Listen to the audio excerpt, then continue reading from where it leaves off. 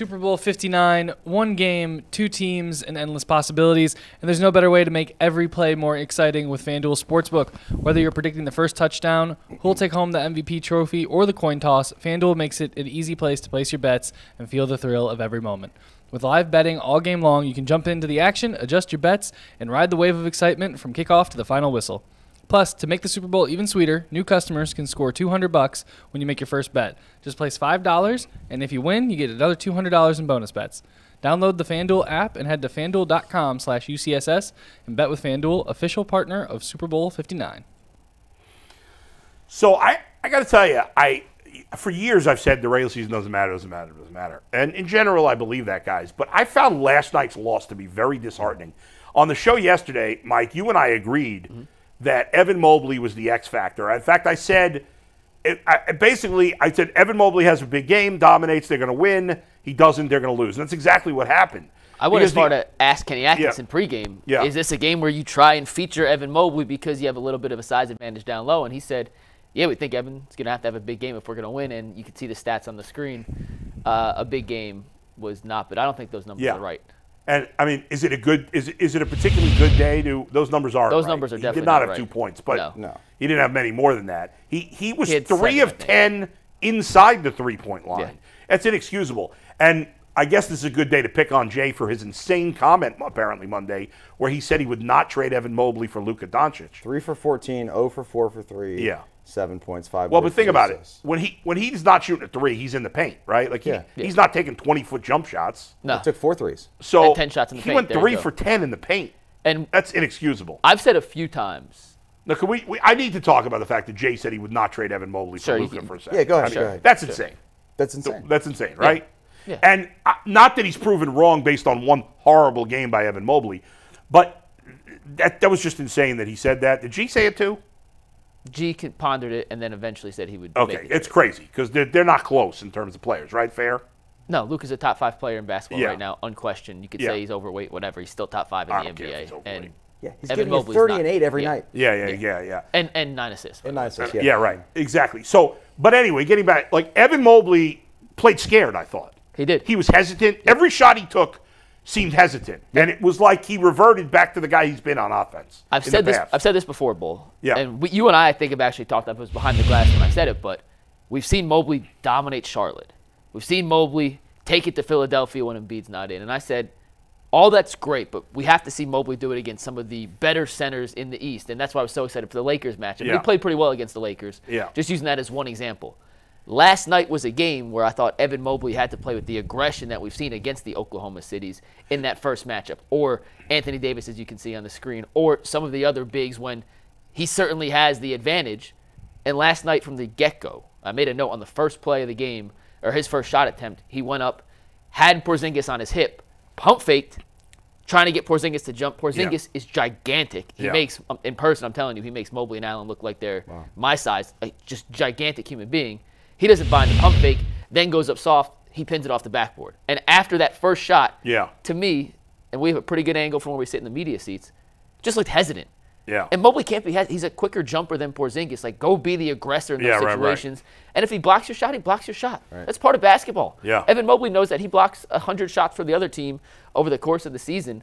But he just looked hesitant, looked a little not scared, but unsure of what he wanted to do, and it reverted back to the Evan Mobley offensive we had seen last year. It's one game, confidently, but it's a good learning lesson for him that hopefully we can't have you play like this and beat the best teams in basketball. I just think that the Cavaliers didn't have the mindset last night going into the game that the Celtics had. The Celtics knew they were, I think, 5 games back prior to this game? Yeah. And to get back in the mix, to get the number 1 seed, they got to win this game. Like, I think they attacked the game like it was a playoff game that mattered on the road.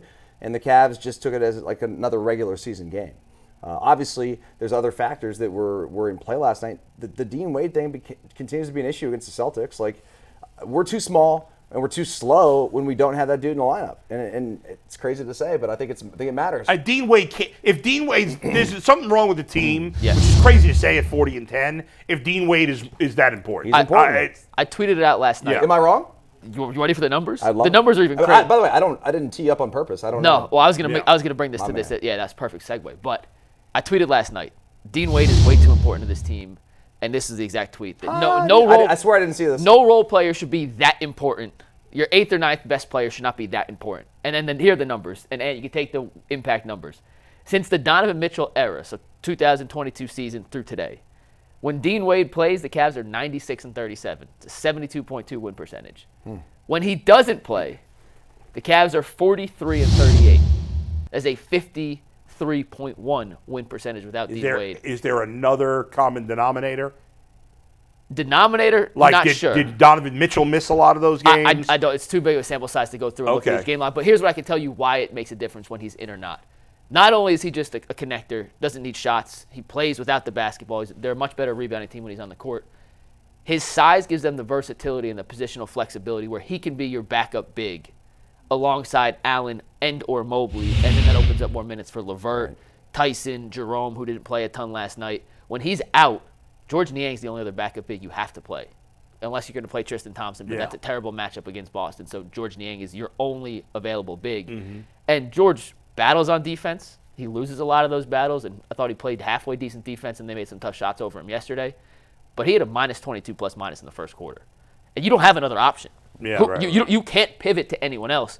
If Dean Wade's in the game, you can play Dean Wade at that spot, pick and choose your spots for Niang instead of being forced to play him. And then it also opens up more flexibility to mix and match your guard lineups to find a combo that's actually working. Because last night we saw the Cavs scored 6 points in the first 7 minutes of the game. Yeah. How many games has he missed? A lot. Way too many. It's his biggest knock. That's the biggest knock. He's not reliable. Can't make the club in the top, and that's your biggest strength is your availability. He just hasn't been. Yeah. Is this prisoner of the moment or reality? No, they need Dean Wade. No, and or someone along the likes of I'm not Dean talking Wade. about Dean Wade. If the Celtics are fully healthy, nobody can beat them. Is that reality or prisoner of the moment? Honestly, like for any of the top 5 teams, if you're fully healthy, it's going to be tough to beat. But I just think the Celtics starting 5 is absurd. It is absurd. Yeah. And they've got every player 6'8", and their arms hang down to their knees. Yeah. I mean, it's unbelievable. Like, who's their worst starter of the 5? Drew Holiday at this point of his career is probably Okay. the And he's worst been in the league starter. for 20 years. But he's a great defender, right? He's really good. And he's a great passer. He's really good. He's a perfect he's their guy. worst player. The Celtics in their are very lineup. good for a reason. Like they're And the all the defending guys champ. they well bring off coached. the bench are good. So You they're bring a in guys very good team. like Pritchard and some of these other dudes, and They're all a pain in just the ass. pains in the ass. They're Johnny Hustles, man. Yeah. And they're like big. Like, it felt like it was such a struggle for the Cavs to just stay in that game. Yeah. Like, every shot for the Cavs seemed like contested, and the Celtics were getting so many easy baskets. So when Porzingis is in, and he wasn't in the playoff series last year, Right. And when he's hurt, he's another guy that availability is a big Yeah, factor. he's always hurt too. Yeah. When he's in, they're essentially unguardable. You have to hope they miss shots because they spread you out. Right, which they're not They going run to do in high a 7-game series. It can happen for a game or two, but Yeah. part of the reason they ran through the playoffs last year was they're really freaking good. They spread you out. They run a high pick and roll with Porzingis. Yeah. Porzingis, I'm telling you, is a giant. Not just the set, like he's a Yeah, giant 7-footer. He rolls. You either send help and try to double Porzingis, and that leaves a guy open in the corner. We saw Pritchard get 2 or 3 open threes on it.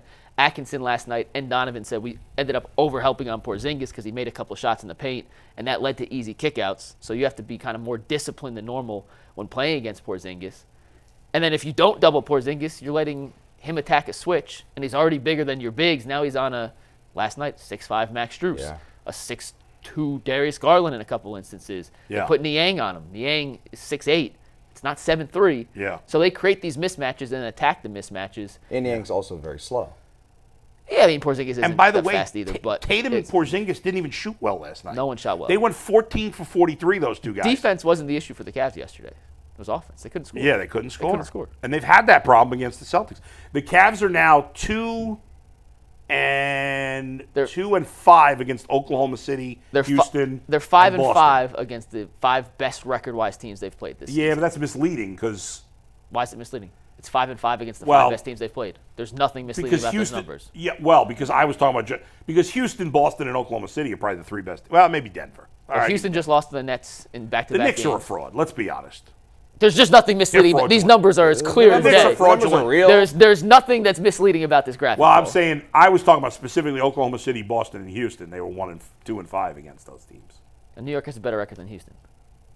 So, like, And you're going to have to play these teams. yeah. Yeah. They play New York 3 more times. I'm just saying, this graphic, Yeah. there's nothing It is misleading what about it this is. graphic. But they are 35 and 5 against the rest of the NBA and 5-5 against the 5 best record-wise teams they've played this year. So there's a reason why the Cavaliers need to be very active here at the deadline. The problem is they have nothing to trade. All this talk about getting these they're not getting good players. What do they have to trade? They have nothing.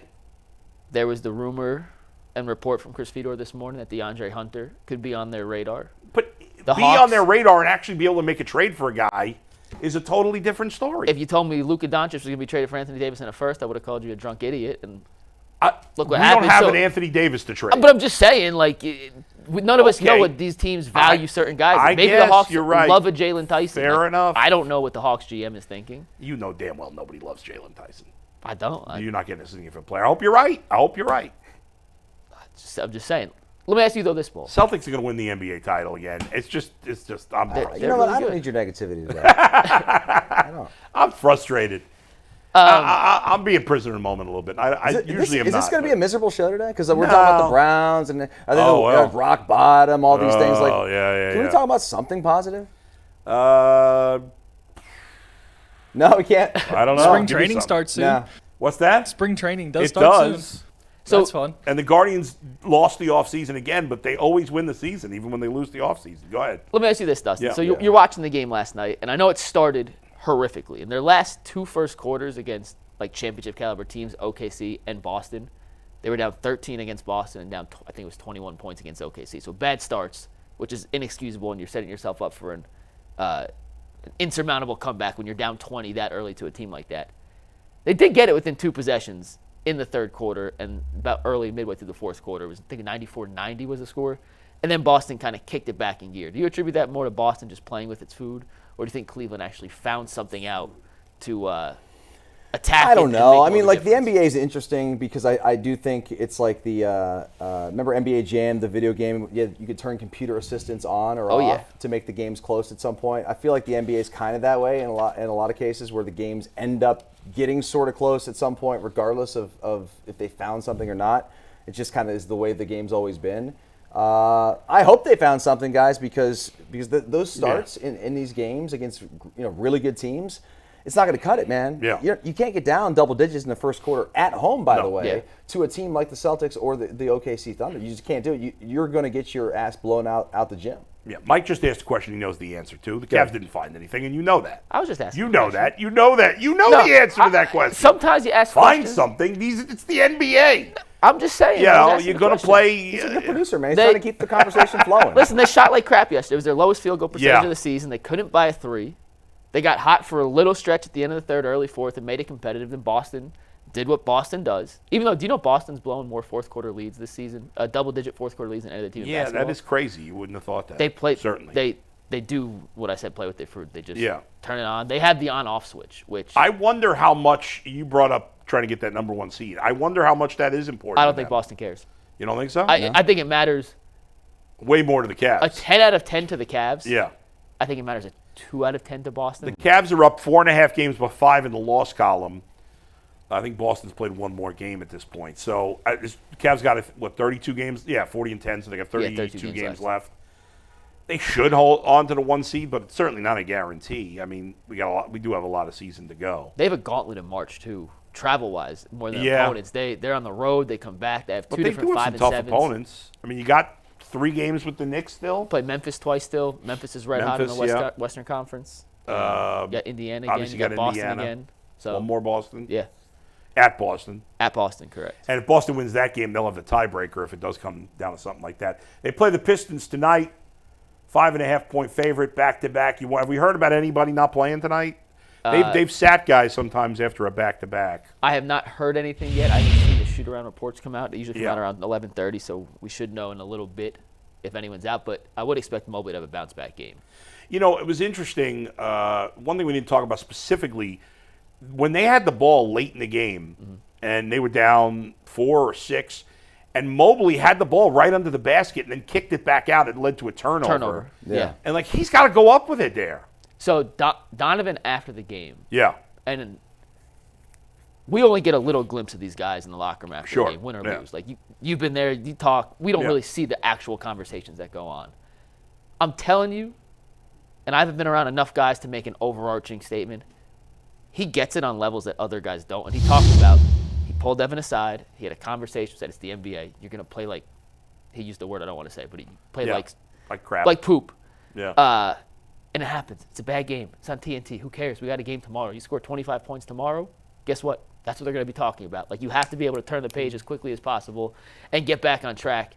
No matter what you do, they're going to talk. He actually said, hell, I could score 50 points, but I missed one free throw and I screwed up some guy's parlay. And I'm going to get a DM on Instagram saying, you effing bum. Like, how could you? So right. He probably they're going to talk about you no matter what. He probably gets no love whatsoever on Twitter. By the way, if you send somebody a message if you lose a parlay, God, you're such you a are loser. The biggest the loser in the lowest of the world. low. Yeah. I mean, biggest. you're beyond what? a loser. Just get a life. Anyway. But I fully expect, knowing the progress he's made this year, the opponent, and Detroit does not have a great front line. That's a team that he should be able to dominate. And the fact that Atkinson, Donovan, and Jared Allen all kind of came to his, not his defense, but had his back, like, hey, it's a one-game blip. Right. We expect him to bounce back. I think they're going to make it an emphasis to feed Evan Mobley tonight and try to get him back closer to the All-Star level he played at than we saw last But night. it's not going to change the thought that he struggles against good teams and good big guys. He's got to do it in the playoffs. That's not happening against Detroit.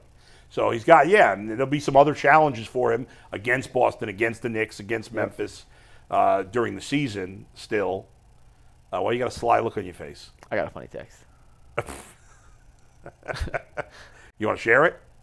I mean, sure. It's when I was in Texas, we were Yeah. bowling one day, Yeah. and one of the high school softball girls Yeah. was next. It was like, "Oh my God, it's Mike Lucas from TV." So they called me a tween heartthrob, and someone just texted me saying, "Why do they call you a tween heartthrob?" And it made me think of that moment. Okay, of that Stupid, moment. very stupid. Are you a tween? Do you believe yourself to be a tween I hope heartthrob? not. No, not. Okay. I was like 24 at the time, so it was a lot more. How are you now? 31. He still looks like he's 24. Still look like he's 24. Yeah. Did you guys hear the Jared Allen comments about like the chemistry in the locker room? What did you think of that? What's he supposed to say? Oh yeah. What's He talked about not wanting to break up the Anybody. what's in there. And Donovan was asked the same question. Yeah. He said, "We have enough. We have enough. We have enough."